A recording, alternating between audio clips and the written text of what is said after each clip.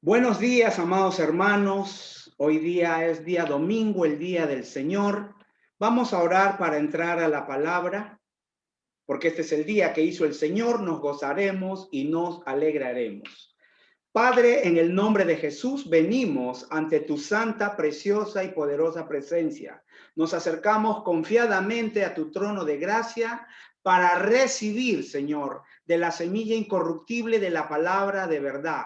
La abrazamos, la atesoramos y creo en el nombre de Jesús que llevaremos mucho fruto, Señor, en esta área de nuestra vida, como en todas las que tú has puesto en nosotros. Nuestra mente está expectante y nuestro corazón está receptivo, Señor. Te doy gracias por la unción para poder enseñar y soltar tu palabra con sencillez, humildad y profundidad, y también con unción, con poder, con las señales que acompañan por el poder del Espíritu Santo, en el nombre de Jesús. Amén. Amén. Muy bien, amados hermanos. La semana pasada nos quedamos en la parte número 2. El sermón es la cruz, el centro de todo. Estábamos viendo razones por las que necesitamos la cruz. Número 1, un total y perfecto sacrificio. Número 2, liberación de la gracia sobrenatural de Dios. Ahí nos hemos quedado. Hoy día vamos a tratar de avanzar con la parte número 3, que es liberación de la ratificación sobrenatural. Y la más importante, creo yo, el punto número 4, la cruz es la única base de la derrota total de Satanás.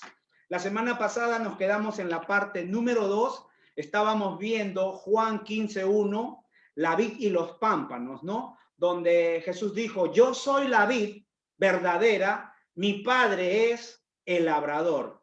Les dije, nunca debemos permitir que los seres humanos no poden. Hay una sola persona que tiene la capacidad y la sensibilidad para podar, y esa persona es nuestro Padre Celestial. Podemos recibir consejos, sugerencias, llamadas de atención, pero solo nuestro Padre Celestial puede podarnos con amor. ¿Por qué? Porque Él sabe dónde tiene que podar. En la parábola de la vid y los pámpanos vimos que la uva nunca, la rama nunca lucha por dar fruto, ¿no? No es con buenas intenciones, eso no sucede. ¿Por qué llevan fruto las ramas? Porque la vida de la uva fluye a través de la rama.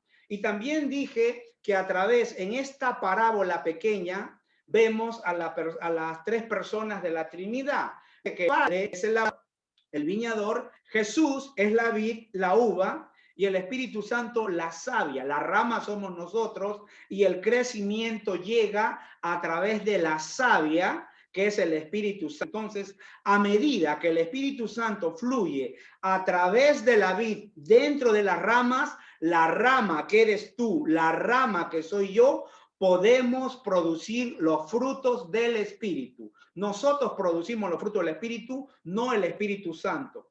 Amor, paciencia, bondad, benignidad, esos frutos los producimos nosotros. Y la misma palabra fruto nos dice que esto no se hace a la fuerza. Ningún árbol ha dado fruto haciendo fuerza. Ningún creyente podrá dar fruto con su propio esfuerzo o haciendo fuerza. Tenemos que llegar al punto donde dejamos de luchar y, en cierto sentido, mermar, cesar de todas nuestras buenas obras, y no solo nuestros pecados o cargas, sino todas las cosas que pensamos que podemos hacer, tienen que llegar a su fin y cedernos completamente a Jesús. Entonces, y solo entonces, podremos decir lo que dijo Pablo. Después de que Pablo pasó por todos estos procesos de lo que estamos hablando, Pablo dijo en Filipenses 4:13. Todos conocen Filipenses 4:13. Todo lo puedo en Cristo que me fortalece. Pablo llega al clímax después de un proceso, porque recuerden que Pablo no comenzó como Pablo. Pablo era Saulo de Tarso, después de un proceso donde él fue mermando y él tuvo que morir a él mismo, él entendió todo esto y dijo, ahora todo lo puedo en Cristo que me fortalece. Y una paráfrasis del hermano Prince, la versión Prince dice, puedo hacer todas las cosas a través de aquel que me embiste de poder desde adentro. Qué maravilloso.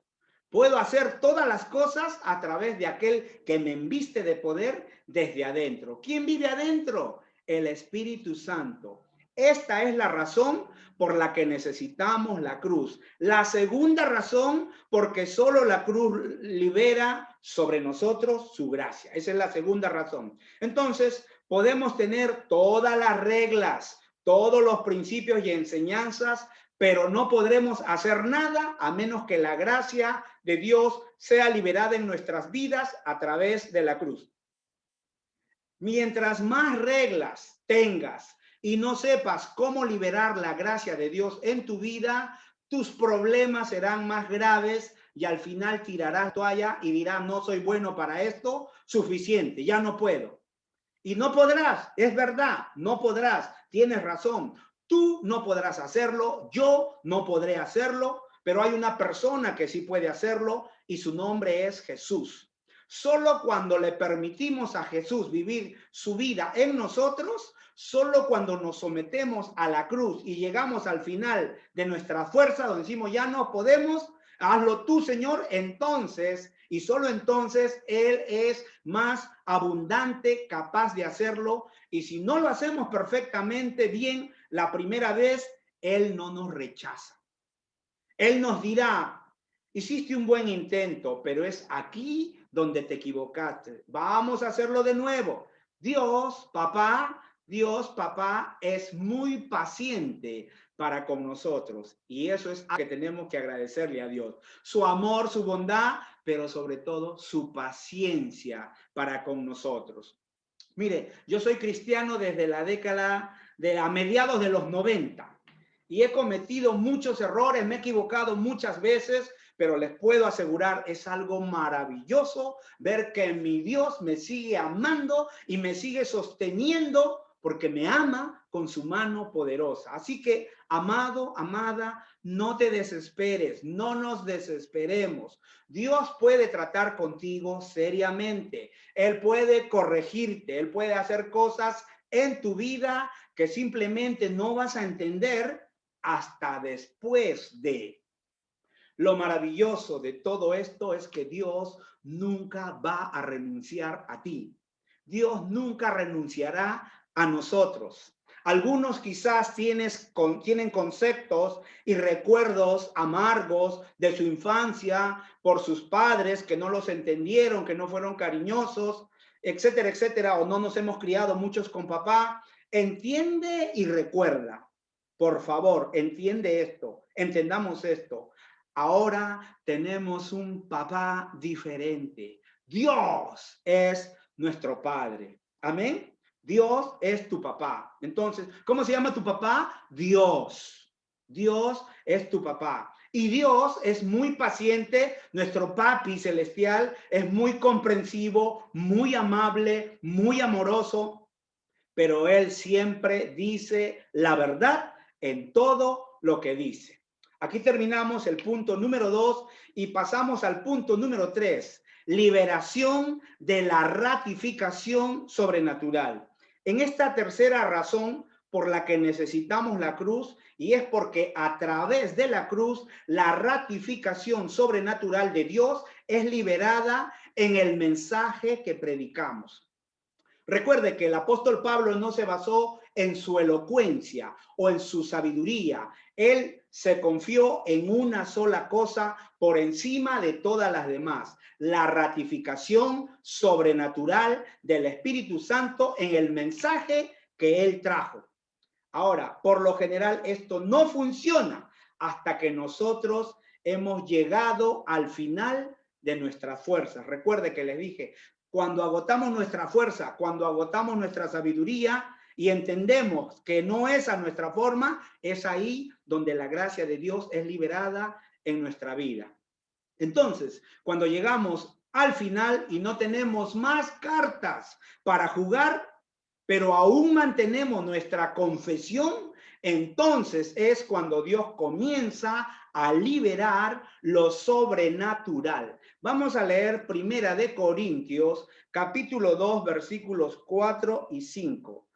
Primera de Corintios, capítulo 2, versículos 4 y 5, y lo tenemos en pantalla y leemos. El apóstol Pablo dice aquí, y ni mi palabra ni mi predicación fue con palabras persuasivas de humana sabiduría, sino con demostración del Espíritu y de poder, para que vuestra fe no esté fundada en la sabiduría de los hombres, sino en el poder de Dios.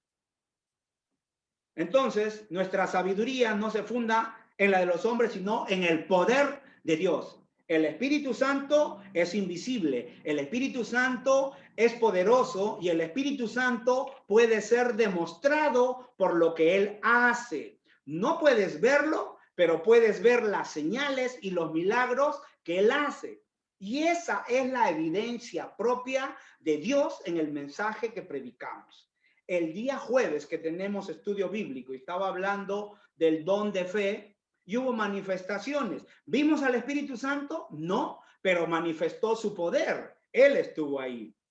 Entonces, para que nuestra fe no descanse en la sabiduría de los hombres, sino tiene que descansar en el poder de Dios. Cuando conocí a Jesús, a mediados de los 90, aprox, tuve una experiencia sobrenatural de Dios. Y esa experiencia sobrenatural de Dios está en mi vida hasta hoy. Ahora vamos a ver qué nos dice el apóstol Pablo en el libro de Romanos, capítulo 15, versículos 18 y 19. Romanos 15, 18, 19, el apóstol Pablo dice, porque no os haría hablar sino de lo que Cristo ha hecho por medio de mí para la obediencia de los gentiles con la palabra y con las obras, con potencia de señales y prodigios en el poder del Espíritu de Dios, de manera que desde Jerusalén y por los alrededores hasta Ilírico, todo lo he llenado del Evangelio de Cristo. ¿Qué nos está diciendo Pablo aquí? Pablo dice, yo solo estoy interesado en lo que Cristo ha hecho en mí y no en lo que yo haya hecho por mí mismo o lo que yo pueda hacer por mí mismo, sino en lo que Cristo hace a través de mí. Si usted ha tenido una experiencia sobrenatural, como creo que todo creyente la ha tenido, y si no la ha tenido, la tiene que tener, si usted ha tenido una experiencia sobrenatural del poder de Dios en su vida, entonces usted tiene que saber que esa experiencia sobrenatural vino del cielo. En lo sobrenatural, todos tenemos los mismos derechos y las mismas características. Esta es la tercera razón de la liberación de la ratificación sobrenatural de Dios. La siguiente razón, la número 4, a la que vamos a entrar, amados hermanos, por favor, conéctese, ponga atención, es extremadamente importante. Y una de las cuales el enemigo desea que usted nunca la descubra. Él va a utilizar todos los medios posibles, habidos y por haber en su poder para impedir que usted comprenda que la cruz es la única base de su derrota total. Entonces, el punto número 4 es la cruz es la única base de la derrota total de Satanás. ¿Por qué? Porque fue a través de la cruz que Jesús, nuestro amado Jesús, el Cristo, Jesucristo, propinó a Satanás un total, permanente e irrevocable derrota. Lo derrotó. Entonces, Satanás no puede cambiar eso. Él se dio cuenta de eso muy tarde. Como dijo un pastor amigo hace muchos años, si Satanás entendía que matando a Jesús se ponía la soga al cuello, lo hubiera bajado de la cruz y lo hubiera llevado a una ambulancia a emergencia. Entonces, él no entendió eso. Satanás no puede cambiar eso. Él se dio cuenta de eso muy tarde, porque cuando Satanás procuraba la muerte de Jesús en la cruz, Satanás no sabía que estaba procurando su propia derrota. Incluso desde ese momento Satanás ha hecho de todo para ocultar esta verdad y tratar de mantenerla lejos del conocimiento de todos los creyentes y de la iglesia en general. Usted tiene que entender que si usted va contra Satán en su propia vida o en cualquier situación, con cualquier otra base, que no sea el hecho de que Jesús lo derrotó a través de la cruz, serás derrotado. ¿Por qué? Porque Satanás es astuto, más de lo que nosotros somos en nuestra sabiduría natural. En el ministerio de liberación, de expulsar demonios o expulsar malos espíritus, a los demonios no les interesa nuestra teología o a qué denominación pertenecemos. Cuando tratamos con espíritus malignos, tenemos que tratarlos en la base de que Jesús los derrotó en la cruz del Calvario. Tenemos que entender, saber qué logró Jesús en la cruz. Entonces, y solo entonces, los demonios creerán y temblarán en base a lo que Jesús hizo en la cruz. Cuando los demonios son confrontados con la realidad de la derrota que Satanás sufrió en la cruz, a través de la cruz, ahí creen, ahí tiemblan. Vamos a ver Colosenses, el libro de Colosenses, capítulo 2, versículos 13 al 15. Dice, y a vosotros, a nosotros, estando muertos en pecados y en la circuncisión de nuestra carne, nos dio vida juntamente con Él, con Cristo, perdonándonos todos los pecados, anulando el acta de los decretos, la ley que había contra nosotros, que nos era contraria, quitándola de en medio y clavándola en la cruz, y despojando a los principados y a las potestades, los exhibió públicamente, triunfando sobre ellos en la cruz. Esto es algo maravilloso. Perdonó nuestros pecados, clavó la ley en la cruz. Ahora, para entender esto y despojando a los principados y a las potestades, los exhibió públicamente, triunfando sobre ellos en la cruz, vamos a ver una parábola, ¿ya? Donde podemos exponer de una manera doctrinal las declaraciones que Pablo hace en Colosenses. Vamos a Lucas, capítulo 11, versículos 21 y 22. Dice, cuando el hombre fuerte, armado, guarda su palacio, en paz está lo que posee. Pero cuando viene otro más fuerte que él y le vence, le quita todas sus armas en que confiaba y reparte el botín. Lo que vemos aquí habla de un hombre fuerte, un hombre tirano, un dictador, un opresor que tiene un castillo muy bien resguardado en el cual ese opresor es el señor de todo, y en ese castillo él tiene una gran cantidad de despojos, trofeos, botines, mal habido de personas a las cuales ese tirano ha oprimido, y también tiene bajo su control a una multitud de esclavos a los cuales él ha forzado a que hagan y obedezcan su voluntad. Entonces, él está sentado allí completamente armado y pensando que es invencible. Pero viene otro hombre, el cual es más fuerte que él, y viene contra él y lo derrota. Ahora vamos a ver esto. Vamos a ver lo siguiente. Le quita todas las armas. El segundo hombre, otro más fuerte que él, viene, le quita las armas y libera a los cautivos y saquea sus bienes. Aquí habla de un hombre fuerte y de otro hombre más fuerte que viene y que lo vence. ¿Quién es el primer hombre fuerte? Satanás. ¿Quién es el segundo hombre fuerte que viene y lo vence? Jesús. Jesús. Y en esta pequeña parábola de Lucas 11, versículos 21 y 22, se nos muestra lo que Jesús hizo por nosotros.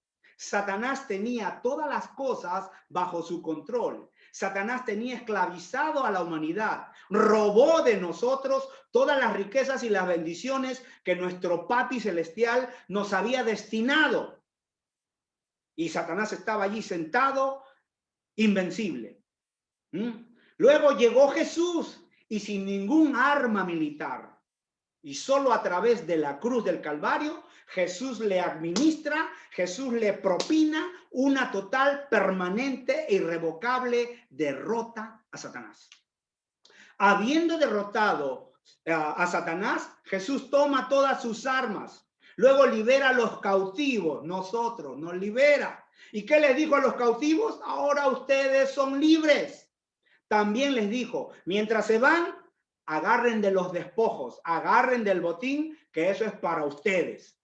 Aquí vemos lo que Jesús logró, nuevamente les digo, por su muerte en la cruz del Calvario. Ahora vamos a ver cómo Jesús arruinó a Satanás. Colosenses 2:15. Vamos a Colosenses 2:15 y leemos. Y despojando a los principados y a las potestades, los exhibió públicamente, triunfando sobre ellos en la cruz. ¿Quiénes eran esos principados y potestades que fueron exhibidos públicamente, sobre los cuales Jesús triunfó en la cruz? Sí, exacto. Satanás y sus secuaces. Y en el libro de Efesios se nos habla de esos mismos principados y potestades. En Efesios 6:12 nos dice, porque no tenemos lucha contra sangre y carne. La lucha no es contra tu esposo, tu esposa, tus hijos, tu marido.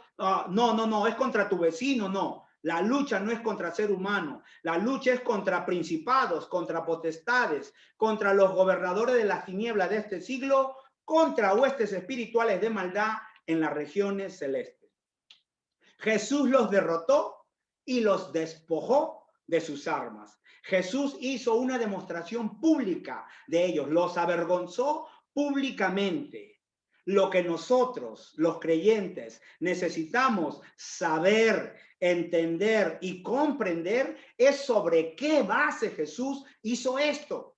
Porque hasta que tú no entiendas la base, no podrás creer en teorías. No la vas a poder poner en práctica. ¿Ya? Y tú tienes que poner en práctica todo esto. Si no entendemos la base, no podremos creer. Ahora, ¿cuál es el arma de Satanás contra la humanidad? ¿Cuál es el arma que Satanás usa contra la humanidad? La culpa.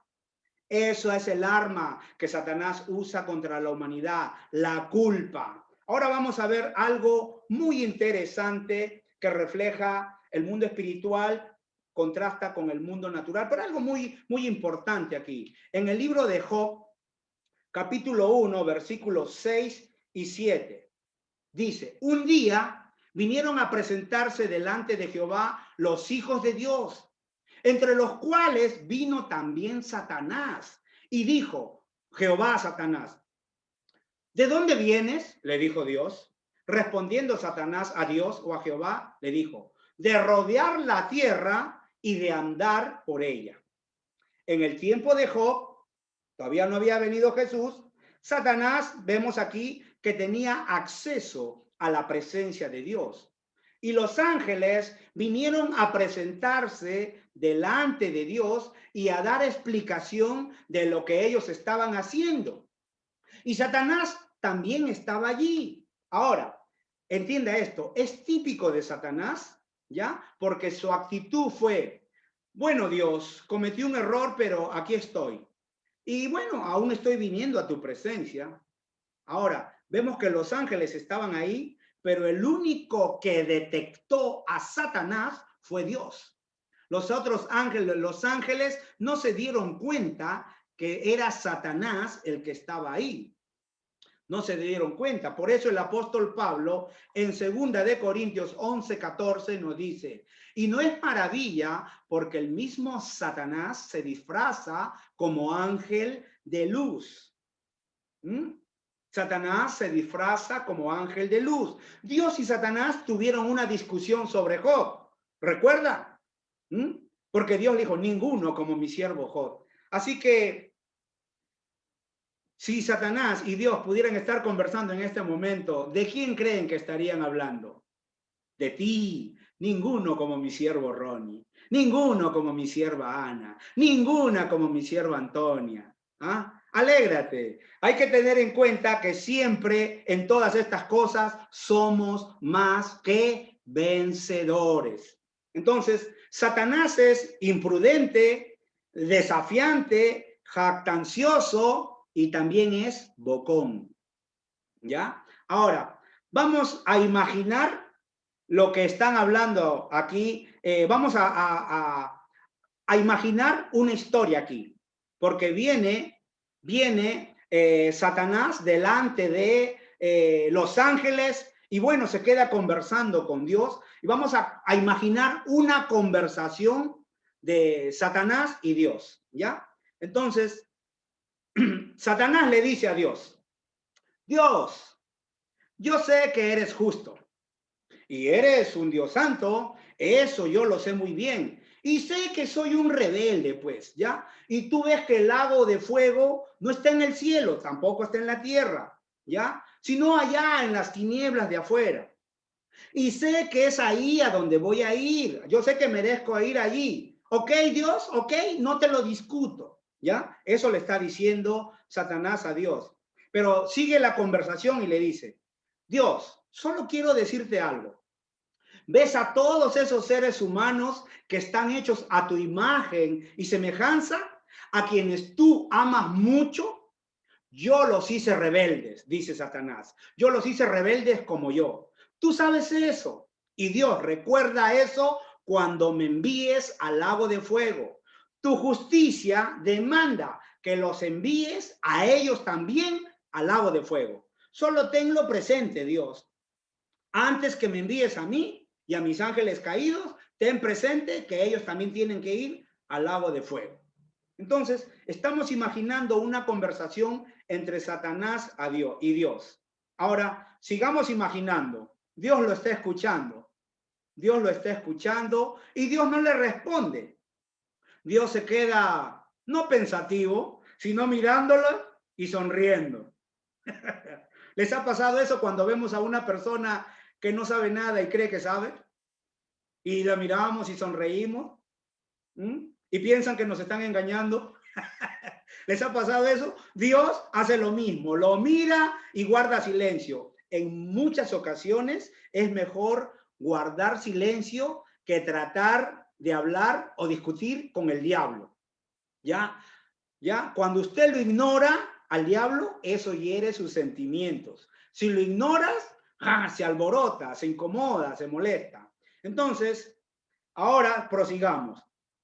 Dios lo miró, sonrió y no le dijo nada, pero Dios tenía un plan. ¿Cuál era el plan? Jesús. Jesús siempre fue el plan de Dios. Así que Jesús vino y Jesús es el último Adán. Jesús estaba totalmente identificado con la raza humana y Satanás va contra Jesús y procura su muerte, pero como Jesús murió en la cruz, Jesús es el total representante de la raza humana y todas nuestras culpas fueron cargadas sobre Jesús. Y Jesús paga la penalidad, la total, completa y absoluta pena nuestra. Y cuando Él muere y Él es sepultado, escuche bien, cuando Jesús muere y es sepultado, nuestra culpa desaparece. Si nosotros creemos, nuestra culpa desaparece. ¿Ya? Solamente si creemos. Y todo esto lo tenemos que aceptar por fe. Tenemos que entender lo que Dios ha hecho. Por favor, ponga atención. Usted tiene que entender lo que Dios ha hecho. ¿Qué ha hecho Dios? ¿Qué ha hecho Dios? Vamos a verlo, vamos a verlo. Prosigamos. ¿Qué ha hecho Dios? Jesús fue hecho una vía de escape para que la humanidad sea indultada del lago de fuego y ahora en su justicia Él puede perdonarnos y castigar a Satanás. Repito, Jesús fue hecho una vía, una senda de escape para que la humanidad sea indultada del lago de fuego y ahora en su justicia Dios puede perdonarnos y castigar a Satanás. ¿Cuándo Jesús es una vía? Cuando creemos. cuando la aceptamos, cuando lo hacemos Señor de nuestra vida y cuando caminamos en fe. ¿Ya? No hay nada en la Biblia que nos muestre que Satanás tenga otro destino que no sea el lago de fuego. Entonces, Jesús no tomó sobre él la naturaleza de los ángeles. No, no, no. Jesús no es sustituto de los ángeles. Jesús tomó sobre él la naturaleza humana. Siendo Dios, se hizo hombre. Y el verbo se hizo carne. Jesús se hizo hombre como nosotros para ser el sustituto, nuestro representante en la cruz de toda la raza humana. Y algo muy importante es que la eternidad, amados hermanos, nos va a quedar muy corta. ¿Para qué? Para entender cuánto amor y preocupación tiene Dios por nosotros. La humanidad nos va a, la eternidad nos va a quedar chica para poder entender. Y sí, Señor, pero oye, no entiendo por qué me amas tanto. Yo me equivoco tantas veces y tú estás ahí amándome, diciéndome que me amas, perdonándome. Wow. Y eso es algo maravilloso, porque Dios nunca se desentendió de la humanidad. Cuando Adán desobedeció, Dios nunca se desentendió de la humanidad. Dios nos ha amado, Dios nos ama y Dios nos amará. Gloria a Dios. Aleluya. Entonces, ese es el hecho más maravilloso en la Biblia. Y existen en la Biblia muchos hechos maravillosos. Usted tiene que leer su Biblia. Si tú lees tu Biblia y no te impactas, no te sorprendes, entonces no estás entendiendo. Porque la Biblia es un libro sobrenatural. Es un libro maravilloso. Ahora, en base a lo que Jesús hizo en la cruz, podemos entender por qué Dios ahora puede justamente castigar a Satanás en el momento que eso le corresponda y justamente puede absolvernos a aquellos que hemos aceptado el sacrificio de Jesús. Nadie está absuelto a menos que se beneficie del sacrificio de Jesús en la cruz. Ahora vamos a ver dos cositas muy importantes, porque Dios hizo dos cosas a través de la muerte de Jesús para liberarnos de la culpa. Número uno, Dios hizo provisión para nuestro pasado. ¿Ya? Colosenses capítulo 2, versículo 13, y leemos. Y a vosotros, estando muertos en pecados y en la incircuncisión de vuestra carne, os dio vida juntamente con él, perdonándonos todos los pecados. Todos nuestros actos de desobediencia, pecados, errores, fallas, fueron castigados en Jesús. Y de esa manera, Dios, sin comprometer su justicia, Dios pudo perdonarnos. Nuestro pasado está limpio. Repeat, nuestro pasado está limpio. Si eres un creyente en Jesús y has aceptado su provisión, no hay nada contra ti, no hay nada que esté registrado de tu pasado en los archivos del cielo. Cada mala obra que alguna vez hayas hecho en tu pasado ya ha sido borrada. Dios las ha echado al mar del olvido y está prohibido pescar en ese mar. Eso es lo que Dios ha hecho en nuestro pasado. Y cada uno de nosotros, creyentes en Cristo Jesús, tenemos que tener la plena y absoluta seguridad que todos los pecados del pasado están completamente olvidados, perdonados y jamás serán recordados. Punto muy importante. Si hay pecados que en tu pasado no los has confesado, el remedio es que tienes que confesarlo para que recibas el perdón de Dios. Primera de Juan 1:9 nos dice, si confesamos nuestros pecados, Él es fiel y justo para perdonar nuestros pecados y limpiarnos de toda maldad. Ya, Dios ya perdonó todos tus pecados, pero si hubiera algún pecado de tu pasado que no lo has confesado, confiésalo para que Dios te perdone conforme a su palabra. ¿Qué sucede si nosotros confesamos nuestros pecados? La Biblia lo dice, primera de Juan 1:9, Dios es fiel y justo para perdonar nuestros pecados y limpiarnos de toda maldad. Y punto número 2, Dios hizo provisión para punto número 1, para el pasado, y punto número 2, y acá nos vamos a quedar, Dios hizo provisión para nuestro futuro. Dios tenía que hacer provisión para nosotros, para el futuro, ya que volvemos a pecar. Volvemos a pecar de nuevo. Y esa provisión para el futuro es mucho más complicada de entender. ¿Por qué? Porque Dios ya eliminó la ley de Moisés como requisito para alcanzar la justicia con Dios. Está escrito que Dios ha clavado la ley con sus mandamientos y ordenanzas en la cruz. Lo dice Colosenses 2:14. Dice, anulando el acta de los decretos. ¿Cuál es el acta de los decretos? La ley que había contra nosotros, que nos era contraria, quitándola de medio y clavándola en la cruz. La ley fue clavada en la cruz. Una vez que nosotros venimos a la cruz y vamos más allá de la cruz, estamos fuera del territorio de la ley. Ya no estamos más bajo la ley. Estamos libres de sus requerimientos. ¿Cómo es esto? Hay lugares donde está prohibida la extradición. Hay gente que comete fechorías en su país, pero se va a otro país donde no hay extradición. ¿Qué quiere decir? Que en ese país las leyes del país donde dañó no le afectan. ¿Por qué? Porque no son válidas en ese país. Más o menos para que usted me pueda entender. Y algo que sí podemos entender, como dice nuestro himno, somos libres en Cristo, seámoslo siempre. Ahora, ¿cuál es el requerimiento para la justicia? Ya no requerimos del cumplimiento de la ley de Moisés porque ninguno de nosotros lo puede cumplir, ya, con todos sus detalles y con todas las demandas que tiene. No requerimos la ley de Moisés. ¿Por qué? Porque no podemos cumplirla. En una palabra, solo lo que necesitamos y lo único que necesitamos es fe.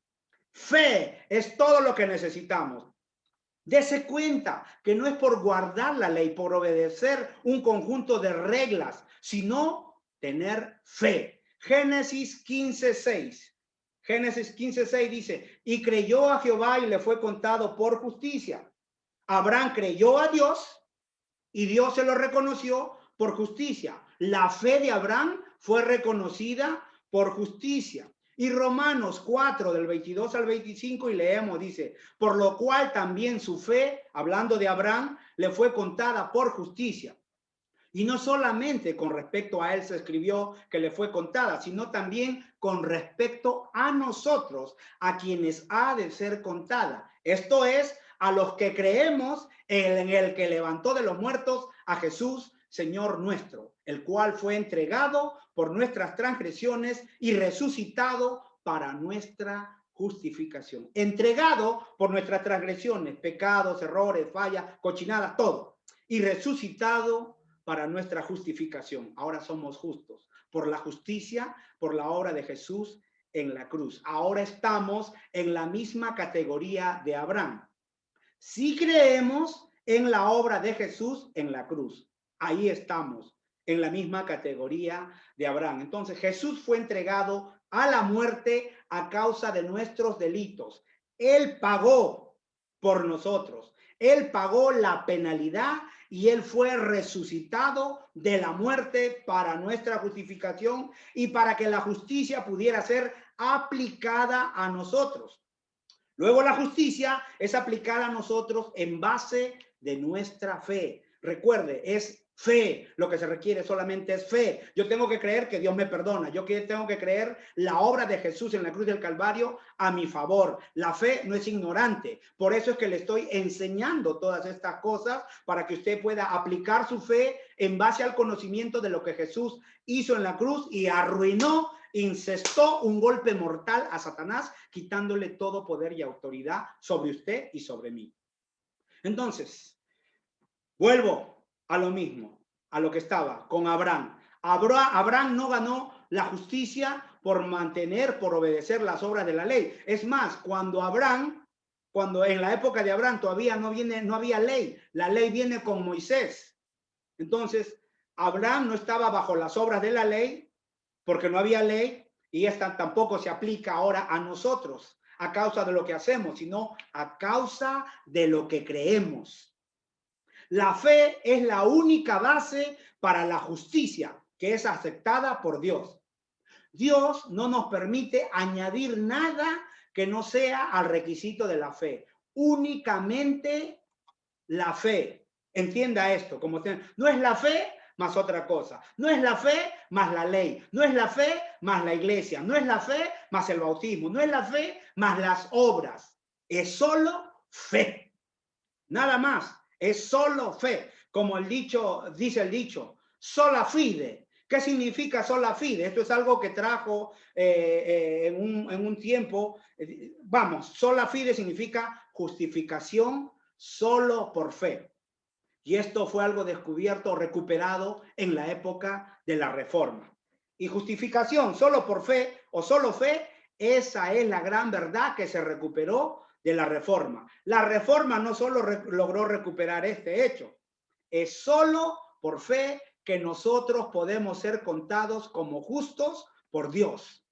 Porque Dios ha derogado la ley de Moisés como un requerimiento para que alcancemos su justicia.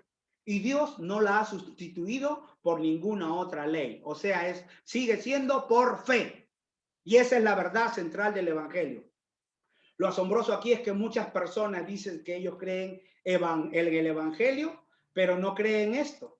Efesios 2:14, ya voy terminando, dice, porque Él es nuestra paz, que de ambos pueblos hizo uno, derribando la pared intermedia de separación. Jesús anuló en su carne, por su muerte, la ley de los mandamientos expresados en ordenanzas. Por lo tanto, Él anuló la enemistad. La ley, ¿trae paz? No, todo lo contrario, trae enemistad.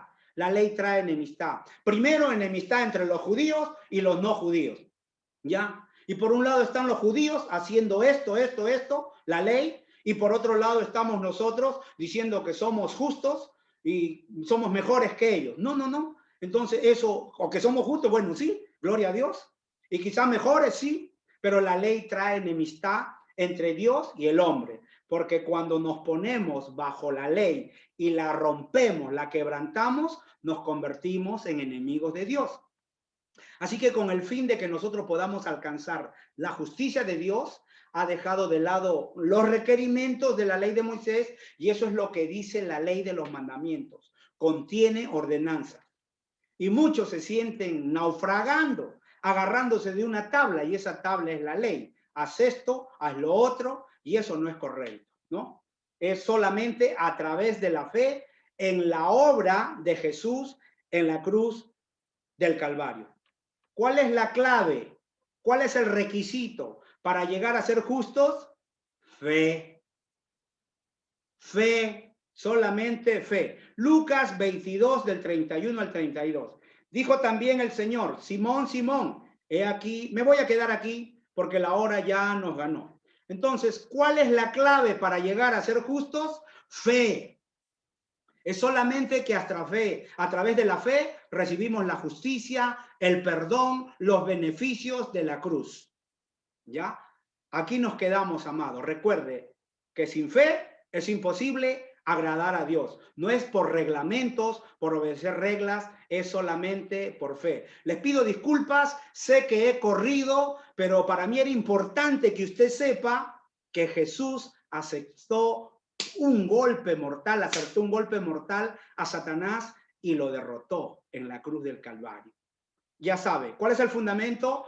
La cruz. ¿Qué tiene que hacer usted? Fe. Fe, nada más. Vamos a orar. Padre, en el nombre de Jesús, te damos gracias por el sacrificio de Jesús en la cruz del Calvario a nuestro favor. Amado Jesús, gracias porque en la cruz cargaste nuestros pecados. Y con tu sacrificio y esa ofrenda tuya, derramando tu vida y tu sangre, tenemos indulto de la muerte espiritual, de la muerte eterna. Tenemos indulto del lago de fuego. Estamos libres. Amado Jesús, las palabras no alcanzan para agradecerte todo lo que has hecho por nosotros. Solamente podemos decirte gracias, Jesús. Perdónanos lo ingrato y malagradecido que hemos sido y somos muchas veces con lo que tú has hecho por nosotros. Ayúdanos a cada uno de nosotros a cumplir el plan y el propósito que tú destinaste para cada uno de nosotros, para que cuando estemos frente a frente tuyo, cara a cara, nos digas, lo lograron. Gracias, Jesús. Gracias, Jesús. Te amamos y te amamos. Amén.